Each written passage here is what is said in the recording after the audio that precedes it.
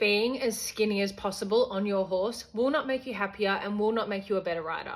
Now, I've literally just got out of the shower, but I just saw so many videos in about the 5-minute period that I was scrolling of pretty serious pro-ED behavior in the equestrian community. And I've seen this rapidly rising in the last maybe 6 or so months. And as someone that has gone through multiple different disordered eating periods, I don't like to say it was ever an eating disorder. I don't like to label any sort of eating behavior. I think whether I was restricting, whether I was binging, when you say you are restricting or you say you are binging, it puts a very negative thought process around food that becomes very difficult to get out of.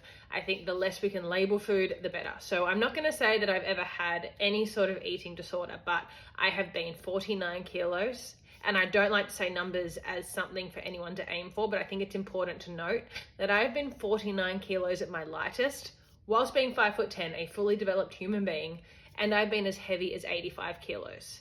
And I can promise you, I was not happier when I was skinnier.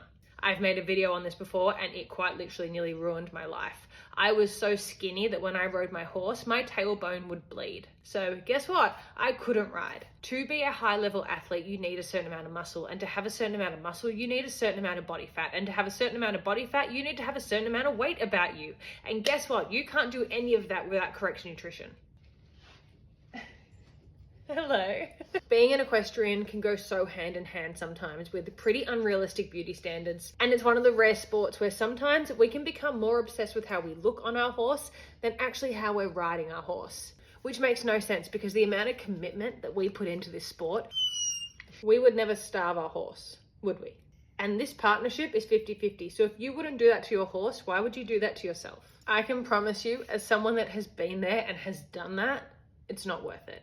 It's not worth it, and it never was worth it, and it never will be worth it.